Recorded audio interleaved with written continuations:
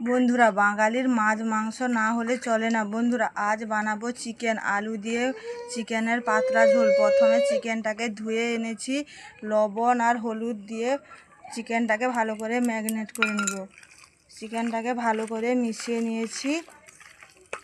এদিকে আলু, পেঁয়াজ, আদা, রসুন সব ছুলে ভালো করে ধুয়ে কেটে নিব।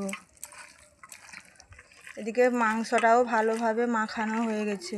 এবার একে একে করে আলুটাকে কেটে নিব, পেঁয়াজ কুচিয়ে নিব, আদা ছুলে বেটে নিব, রসুনটাকেও ছাড়িয়ে নিব।